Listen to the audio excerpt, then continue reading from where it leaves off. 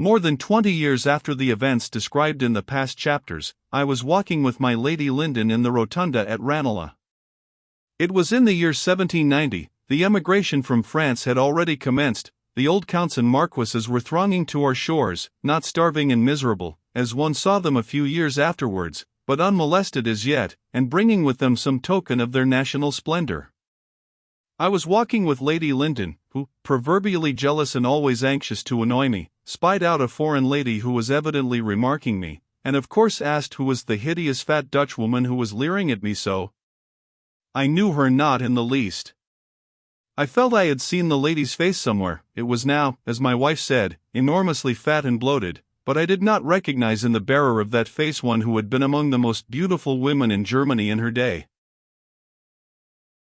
It was no other than Madame de Liliengarten, the mistress, or as some said the morganatic wife, of the old Duke of X, Duke Victor's father. She had left X a few months after the elder Duke's demise, had gone to Paris, as I heard, where some unprincipled adventurer had married her for her money, but, however, had always retained her quasi-royal title, and pretended, amidst the great laughter of the Parisians who frequented her house, to the honors and ceremonial of a sovereign's widow. She had a throne erected in her stateroom, and was styled by her servants and those who wished to pay court to her, or borrow money from her, Altesse. Report said she drank rather copiously. Certainly her face bore every mark of that habit, and had lost the rosy, frank, good-humored beauty which had charmed the sovereign who had ennobled her. Although she did not address me in the circle at Ranelagh, I was at this period as well known as the Prince of Wales, and she had no difficulty in finding my house in Berkeley Square, whither a note was next morning dispatched to me. An old friend of Monsieur de Balibari, it stated, in extremely bad French, is anxious to see the Chevalier again and to talk over old happy times. Rosina de Liliengarten, can it be that Redmond Balibari has forgotten her, will be at her house in Leicester Fields all the morning, looking for one who would never have passed her by 20 years ago. Rosina of Liliengarten. It was indeed such a full-blown Rosina I have seldom seen. I found her in a decent first floor in Leicester Fields. The poor soul fell much lower afterwards, drinking tea, which had somehow a very strong smell of brandy in it, and after salutations, which would be more tedious to recount than they were to perform, and after further straggling conversation, she gave me briefly the following narrative of the events in X, which I may well entitle The Princess's Tragedy. You remember Monsieur de Geldern, the police minister. He was of Dutch extraction, and, what is more, of a family of Dutch Jews. Although everybody was aware of this blot in his scutcheon, he was mortally angry if ever his origin was suspected, and made up for his father's errors by outrageous professions of religion, and the most austere practices of devotion. He visited church every morning, confessed once a week, and hated Jews and Protestants as much as an inquisitor could do. He never lost an opportunity of proving his sincerity, by persecuting one or the other whenever occasion fell in his way.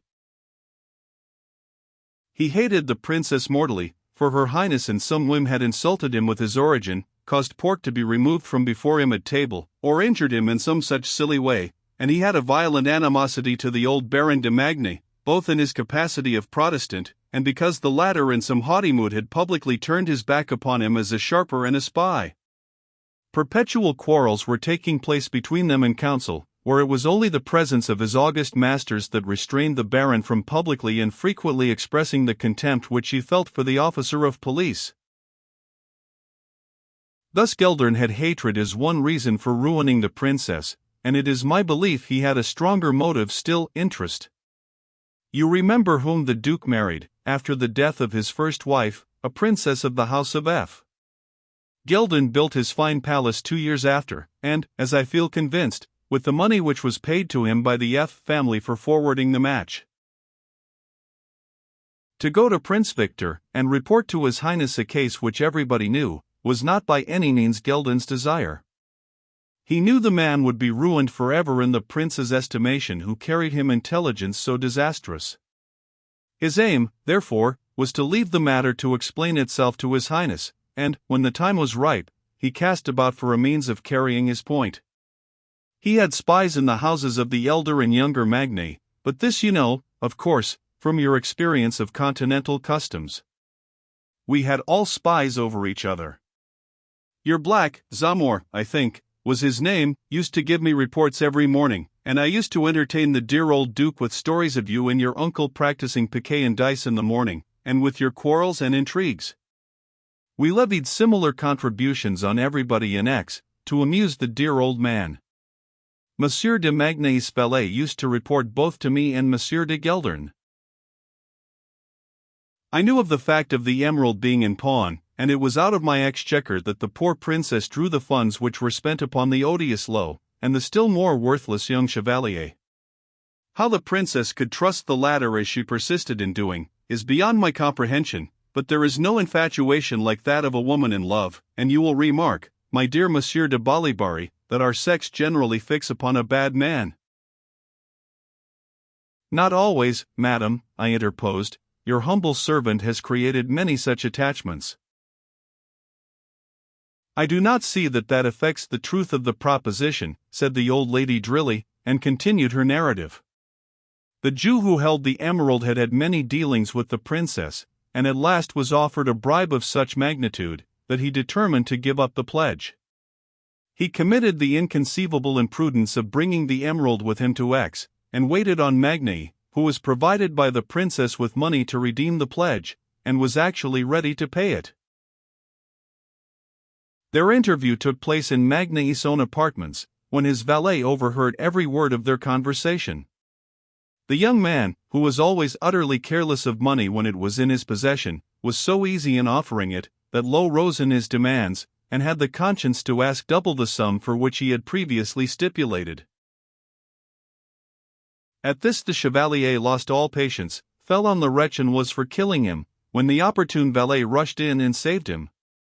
The man had heard every word of the conversation between the disputants, and the Jew ran flying with terror into his arms, and Magny, a quick and passionate, but not a violent man, bade the servant lead the villain downstairs, and thought no more of him.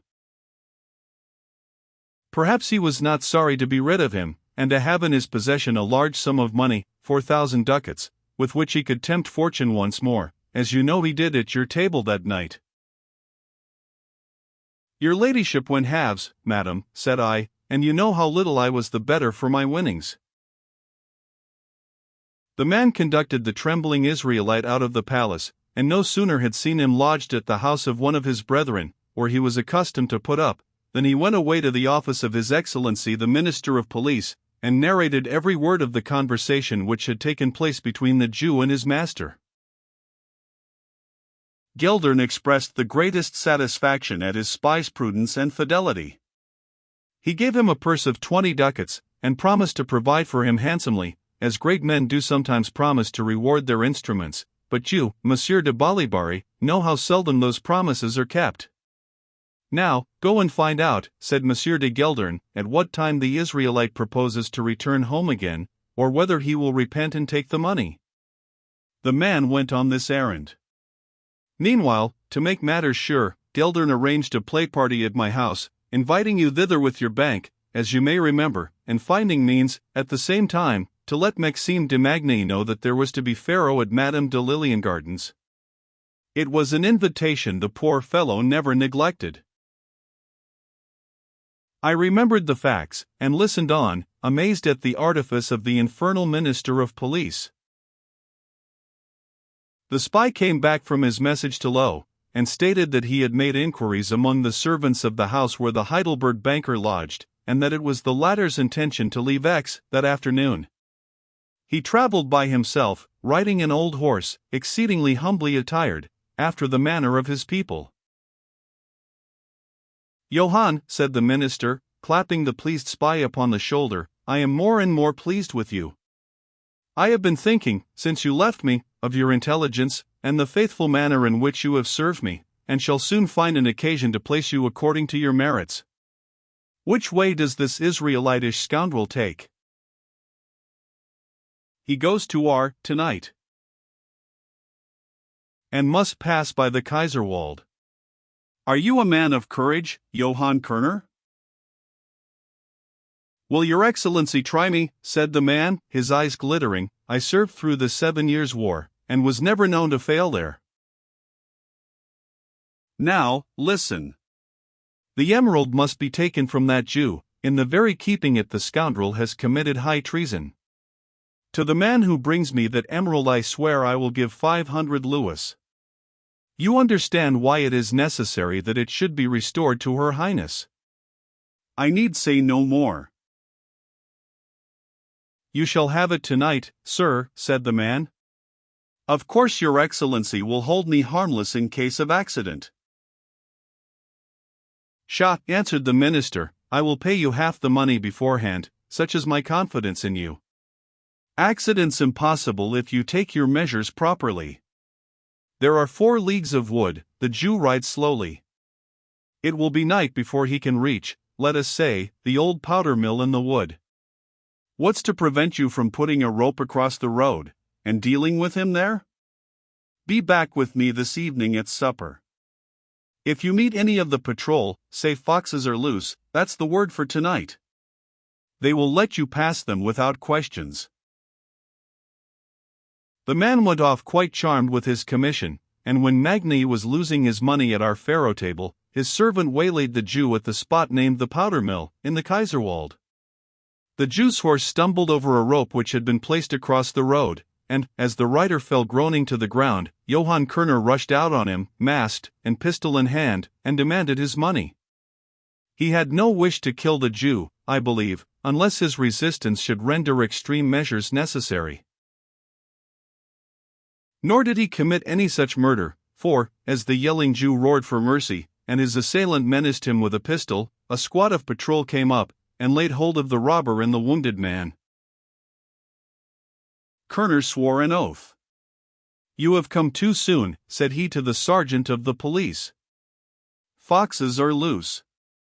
Some are caught, said the sergeant, quite unconcerned, and bound the fellow's hands with the rope which he had stretched across the road to entrap the Jew. He was placed behind a policeman on a horse, Lowe was similarly accommodated, and the party thus came back into the town as the night fell. They were taken forthwith to the police quarter, and, as the chief happened to be there, they were examined by His Excellency in person. Both were rigorously searched, the Jew's papers and cases taken from him, the jewel was found in a private pocket. As for the spy, the minister, looking at him angrily, said, Why, this is the servant of the Chevalier de Magny, one of Her Highness's equerries, and without hearing a word in exculpation from the poor frightened wretch, ordered him into close confinement. Calling for his horse, he then rode to the prince's apartments at the palace, and asked for an instant audience. When admitted, he produced the emerald. This jewel, said he, has been found on the person of a Heidelberg Jew, who has been here repeatedly of late, and has had many dealings with Her Highness's equerry, the Chevalier de Magny. This afternoon the Chevalier's servant came from his master's lodgings, accompanied by the Hebrew, was heard to make inquiries as to the route the man intended to take on his way homewards, followed him, or preceded him rather, and was found in the act of rifling his victim by my police in the Kaiserwald. The man will confess nothing, but, on being searched, a large sum in gold was found on his person, and though it is with the utmost pain that I can bring myself to entertain such an opinion, and to implicate a gentleman of the character and name of Monsieur de Magny, I do submit that our duty is to have the Chevalier examined relative to the affair. As Monsieur de Magny is in Her Highness's private service, and in her confidence I have heard, I would not venture to apprehend him without your Highness's permission. The prince's master of the horse, a friend of the old Baron de Magny, who was present at the interview, no sooner heard the strange intelligence than he hastened away to the old general with the dreadful news of his grandson's supposed crime. Perhaps His Highness himself was not unwilling that his old friend and tutor in arms should have the chance of saving his family from disgrace. At all events, Monsieur de Hengst, the master of the horse, was permitted to go off to the Baron undisturbed, and break to him the intelligence of the accusation pending over the unfortunate Chevalier. It is possible that he expected some such dreadful catastrophe, for, after hearing Hengst's narrative, as the latter afterwards told me, he only said, Heavens will be done, for some time refused to stir a step in the matter, and then only by the solicitation of his friend was induced to write the letter which Maxime de Magny received at our play-table. Whilst he was there, squandering the princess's money, a police visit was paid to his apartments, and 100 proofs, not of his guilt with respect to the robbery, but of his guilty connection with the princess, were discovered there, tokens of her giving, passionate letters from her, copies of his own correspondence to his young friends at Paris, all of which the police minister perused, and carefully put together under seal for His Highness, Prince Victor. I have no doubt he perused them, for, on delivering them to the hereditary prince, Geldern said that, in obedience to His Highness's orders, he had collected the Chevalier's papers, but he need not say that, on his honor, he, Geldern, himself had never examined the documents. His difference with Messrs. de Magnay was known. He begged His Highness to employ any other official person in the judgment of the accusation brought against the young Chevalier. All these things were going on while the Chevalier was at play. A run of luck, you had great luck in those days, Monsieur de Balibari, was against him. He stayed and lost his 4,000 ducats. He received his uncle's note, and such was the infatuation of the wretched gambler, that, on receipt of it, he went down to the courtyard, where the horse was in waiting, absolutely took the money which the poor old gentleman had placed in the saddle holsters, brought it upstairs, played it, and lost it, and when he issued from the room to fly, it was too late. He was placed in arrest at the bottom of my staircase, as you were upon entering your own home. Even when he came in under the charge of the soldiery sent to arrest him, the old general, who was waiting, was overjoyed to see him, and flung himself into the lad's arms, and embraced him, it was said, for the first time in many years. "He is here, gentlemen," he sobbed out, "thank God he is not guilty of the robbery," and then sank back in a chair in a burst of emotion, painful, it was said by those present, to witness on the part of a man so brave, and known to be so cold and stern. "Robbery," said the young man. "I swear before heaven I am guilty of none," and a scene of almost touching reconciliation passed between them, before the unhappy young man was led from the guardhouse into the prison which he was destined never to quit. That night the Duke looked over the papers which Geldern had brought to him. It was at a very early stage of the perusal, no doubt, that he gave orders for your arrest, for you were taken at midnight, Magnay at 10 o'clock, after which time the old Baron de Magnay had seen His Highness, protesting of his grandson's innocence, and the prince had received him most graciously and kindly. His Highness said he had no doubt the young man was innocent, his birth and his blood rendered such a crime impossible, but suspicion was too strong against him. He was known to have been that day closeted with the Jew, to have received a very large sum of money which he squandered at play, and of which the Hebrew had, doubtless, been the lender, to have dispatched his servant after him, who inquired the hour of the Jew's departure, lay in wait for him, and rifled him. Suspicion was so strong against the Chevalier, that common justice required his arrest, and, meanwhile, until he cleared himself, he should be kept in not dishonorable durance, and every regard had for his name, and the services of his honorable grandfather. With this assurance, and with a warm grasp of the hand, the prince left old General de Magnay that night, and the veteran retired to rest almost consoled, and confident in Maxime's eventual and immediate release. But in the morning, before daybreak, the prince, who had been reading papers all night, wildly called to the page, who slept in the next room across the door, bade him get horses, which were always kept in readiness in the stables, and, flinging a parcel of letters into a box, told the page to follow him on horseback with these. The young man, Monsieur de Weissenborn, told this to a young lady who was then of my household, and who is now Madame de Weissenborn, and a mother of a score of children. The page described that never was such a change seen as in his august master in the course of that single night.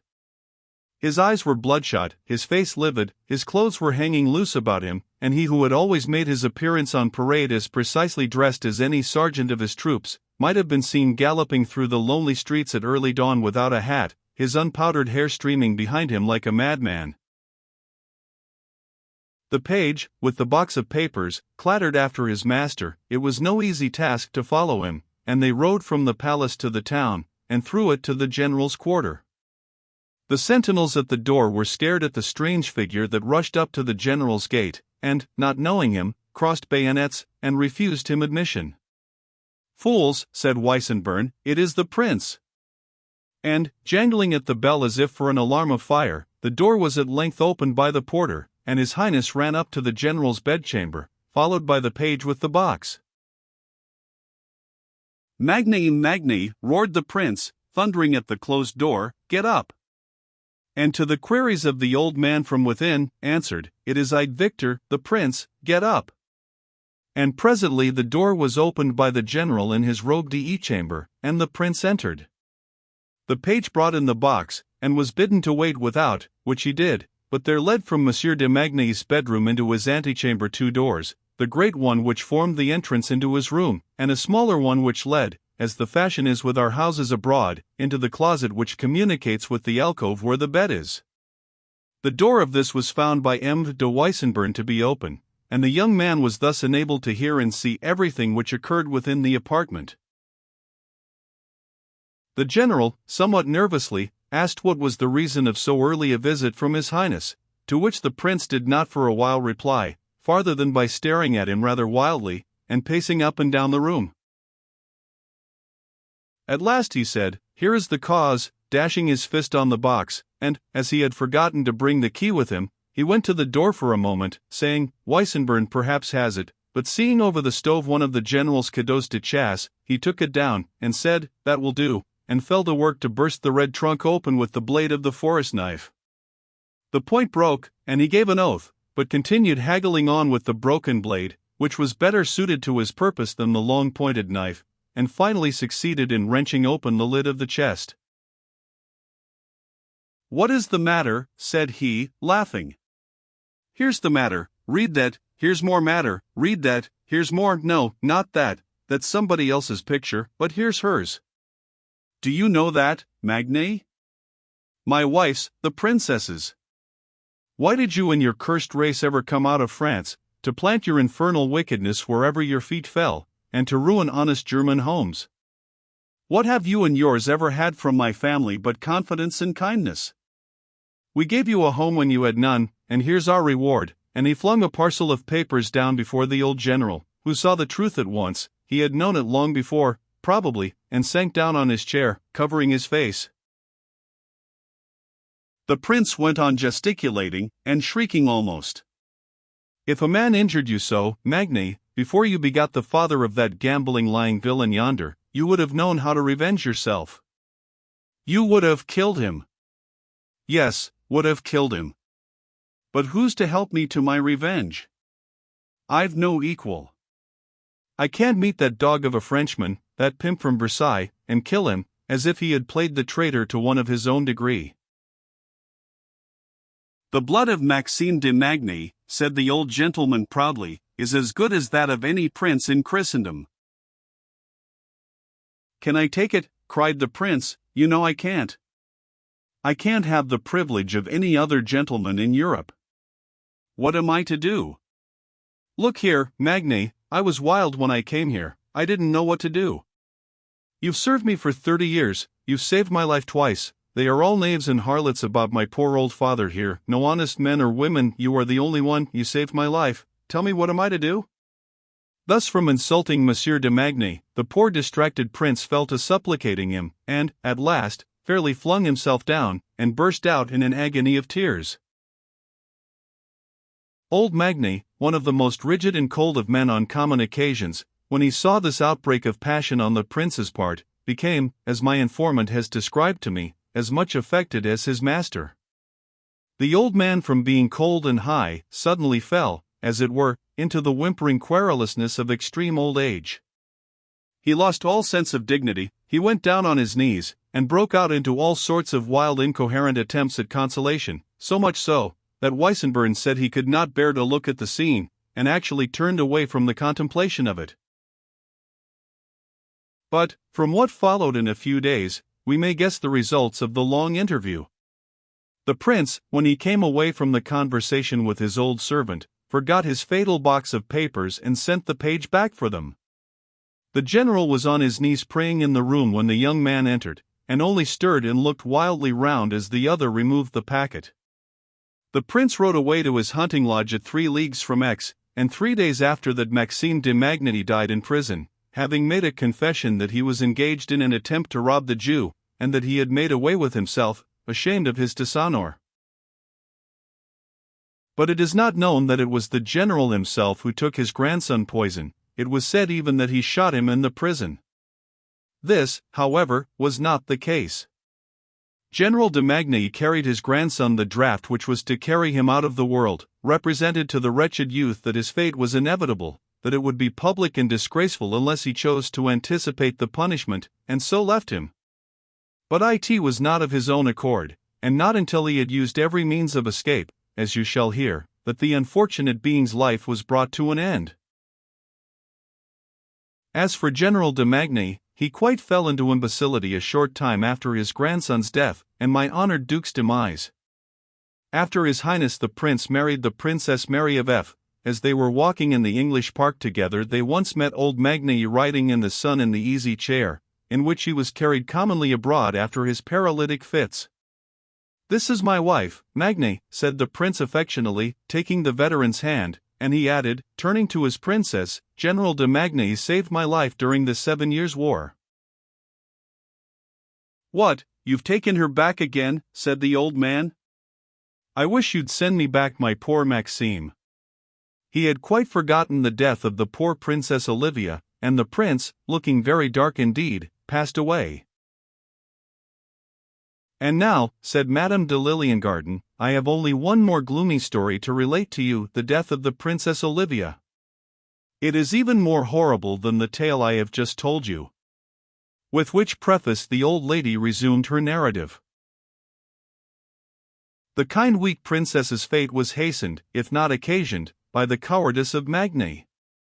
He found means to communicate with her from his prison, and Her Highness, who was not in open disgrace yet, for the Duke, out of regard to the family, persisted in charging Magny with only robbery, made the most desperate efforts to relieve him, and to bribe the jailers to effect his escape. She was so wild that she lost all patience and prudence in the conduct of any schemes she may have had for Magny's liberation, for her husband was inexorable, and caused the Chevalier's prison to be too strictly guarded for escape to be possible.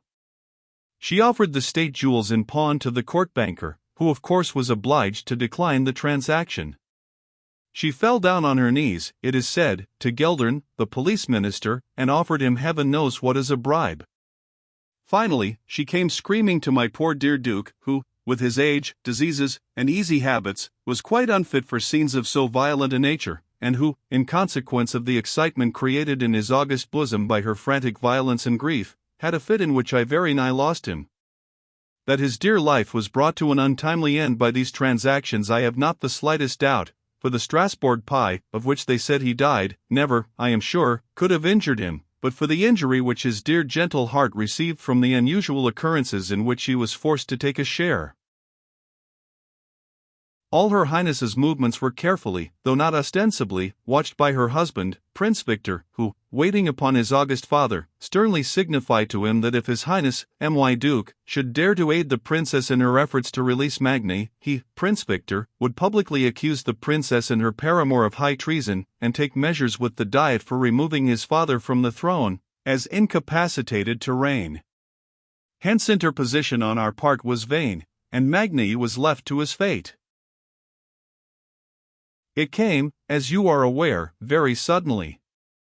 Geldern, police minister, Hengst, master of the horse, and the colonel of the prince's guard, waited upon the young man in his prison 2 days after his grandfather had visited him there and left behind him the phial of poison which the criminal had not the courage to use.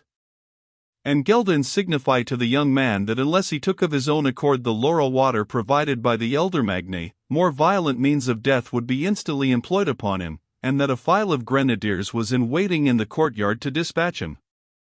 Seeing this, Magny, with the most dreadful self-abasement, after dragging himself round the room on his knees from one officer to another, weeping and screaming with terror, at last desperately drank off the potion, and was a corpse in a few minutes. Thus ended this wretched young man.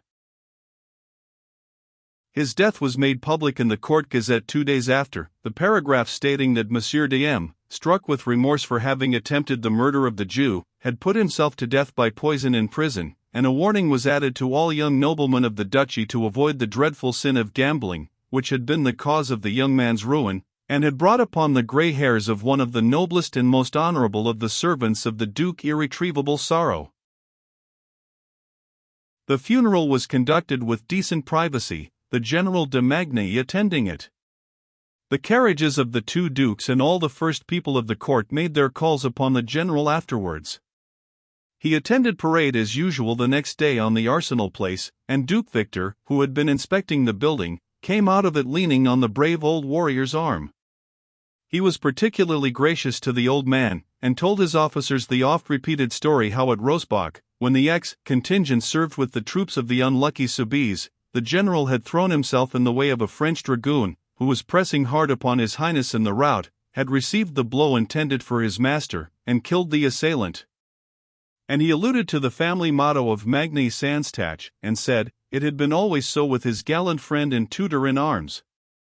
This speech affected all present very much, with the exception of the old general, who only bowed and did not speak, but when he went home he was heard muttering Magny Sans Tache, and was attacked with paralysis that night, from which he never more than partially recovered. The news of Maxime's death had somehow been kept from the princess until now, a gazette even being printed without the paragraph containing the account of his suicide, but it was at length, I know not how, made known to her. And when she heard it, her ladies tell me, she screamed and fell, as if struck dead, then sat up wildly and raved like a madwoman, and was then carried to her bed, where her physician attended her, and where she lay of a brain fever. All this while the prince used to send to make inquiries concerning her, and from his giving orders that his castle of Schlangenfels should be prepared and furnished, I make no doubt it was his intention to send her into confinement thither, as had been done with the unhappy sister of his Britannic Majesty at Zell. She sent repeatedly to demand an interview with His Highness, which the latter declined, saying that he would communicate with Her Highness when her health was sufficiently recovered. To one of her passionate letters he sent back for reply a packet, which, when opened, was found to contain the emerald that had been the cause round which all this dark intrigue moved. Her Highness at this time became quite frantic, vowed in the presence of all her ladies that one lock of her darling Maxime's hair was more precious to her than all the jewels in the world, rang for her carriage, and said she would go and kiss his tomb, proclaimed the murdered martyr's innocence, and called down the punishment of heaven, the wrath of her family, upon his assassin. The prince, on hearing these speeches, they were all, of course, regularly brought to him, is said to have given one of his dreadful looks, which I remember now, and to have said, "This cannot last much longer."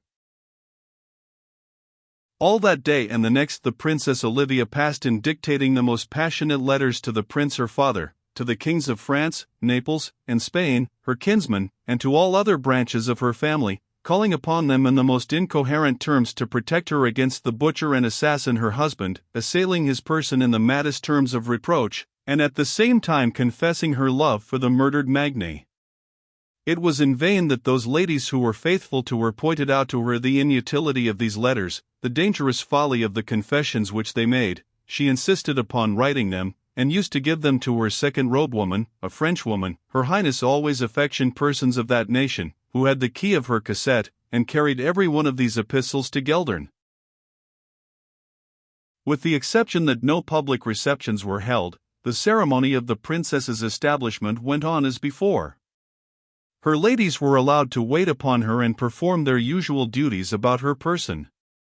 The only men admitted were, however, her servants, her physician and chaplain, and one day when she wished to go into the garden, a heyduc, who kept the door, intimated to Her Highness that the prince's orders were that she should keep her apartments. They abut, as you remember, upon the landing of the marble staircase of Schloss X, the entrance to Prince Victor's suite of rooms being opposite the princess's on the same landing.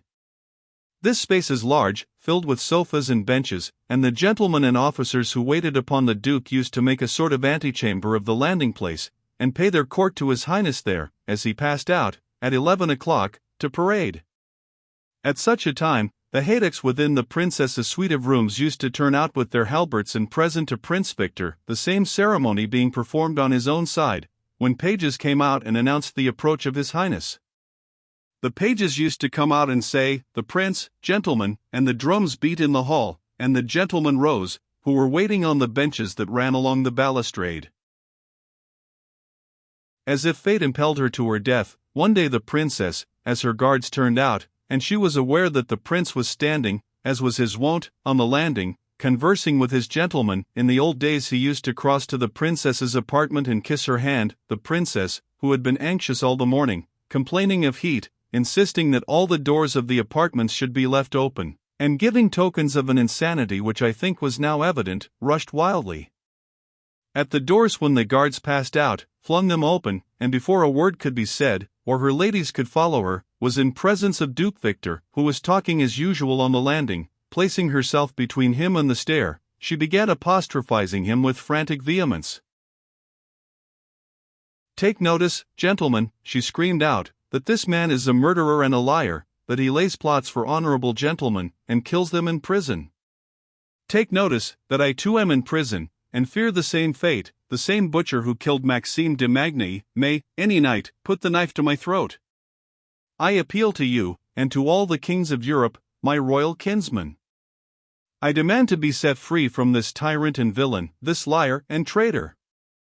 I adjure you all, as gentlemen of honor, to carry these letters to my relatives, and say from whom you had them." And with this the unhappy lady began scattering letters about among the astonished crowd.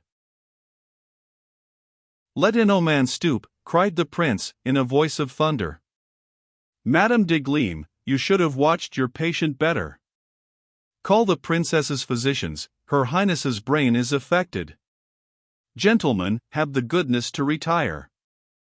And the prince stood on the landing as the gentleman went down the stairs, saying fiercely to the guard, "Soldier, if she moves, strike with your halberd," on which the man brought the point of his weapon to the princess's breast, and the lady, frightened, shrank back and re-entered her apartments. "Now, Monsieur de Weissenborn," said the prince, "pick up all those papers," and the prince went into his own apartments, preceded by his pages, and never quitted them until he had seen every one of the papers burnt. The next day the court gazette contained a bulletin signed by the 3 physicians, stating that Her Highness the hereditary princess labored under inflammation of the brain, and had passed a restless and disturbed night. Similar notices were issued day after day. The services of all her ladies, except 2, were dispensed with. Guards were placed within and without her doors, her windows were secured, so that escape from them was impossible, and you know what took place 10 days after. The church bells were ringing all night, and the prayers of the faithful asked for a person in extremis. A gazette appeared in the morning, edged with black, and stating that the high and mighty Princess Olivia Maria Ferdinanda, consort of His Serene Highness Victor Louis Emmanuel, hereditary Prince of X, had died in the evening of the 24th of January, 1769. But do you know how she died, sir? That, too, is a mystery. Weissenborn, the page, was concerned in this dark tragedy, and the secret was so dreadful, that never, believe me, till Prince Victor's death, did I reveal it. After the fatal esclandre which the princess had made, the prince sent for Weissenborn, and binding him by the most solemn adjuration to secrecy, he only broke it to his wife many years after. Indeed, there is no secret in the world that women cannot know if they will, dispatched him on the following mysterious commission. "There lives," said His Highness, "on the Kell side of the river, opposite to Strasbourg, a man whose residence you will easily find out from his name, which is Monsieur de Strasbourg. You will make your inquiries concerning him quietly, and without occasioning any remark. Perhaps you had better go into Strasbourg for the purpose, where the person is quite well known. You will take with you any comrade on whom you can perfectly rely. The lives of both, remember, depend on your secrecy. You will find out some period when Monsieur de Strasbourg is alone, or only in company of the domestic who lives with him. I myself visited the man by accident on my return from Paris 5 years since, and hence am induced to send for him now, in my present emergency. You will have your carriage waiting at his door at night, and you and your comrade will enter his house masked, and present him with a purse of 100 louis, promising him double that sum on his return from his expedition. If he refuse, you must use force and bring him, menacing him with instant death should he decline to follow you.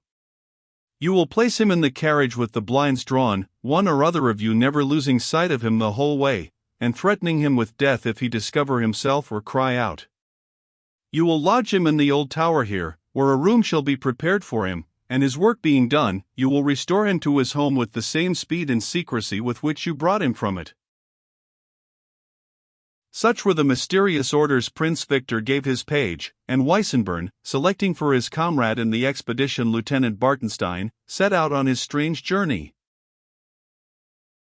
All this while the palace was hushed, as if in mourning. The bulletins in the court gazette appeared, announcing the continuance of the princess's malady, and though she had but few attendants, strange and circumstantial stories were told regarding the progress of her complaint.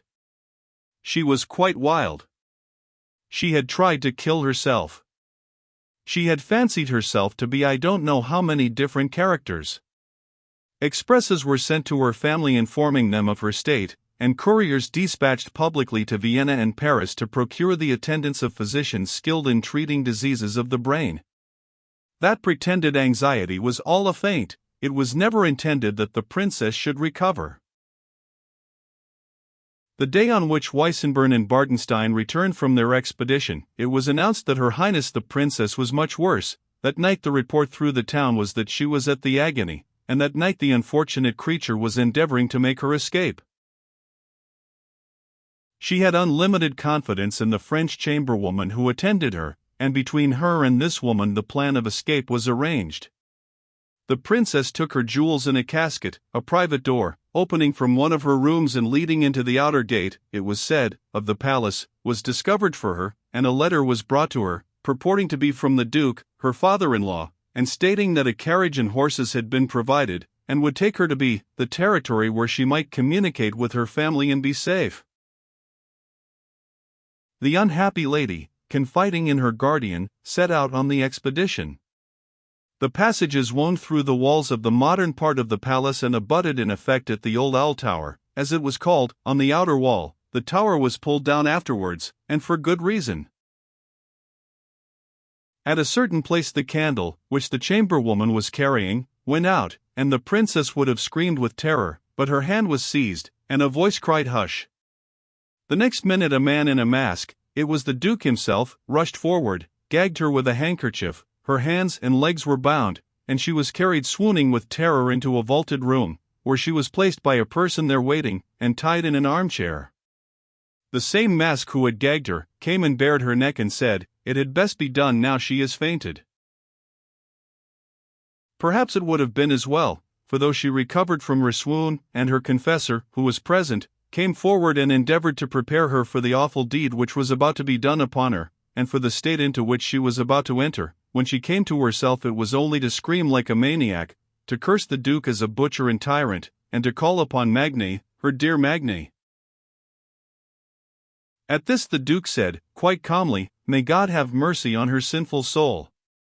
He, the confessor, and Geldern, who were present, went down on their knees, and, as His Highness dropped his handkerchief, Weissenborn fell down in a fainting fit, while Monsieur de Strasbourg, taking the back hair in his hand, separated the shrieking head of Olivia from the miserable sinful body.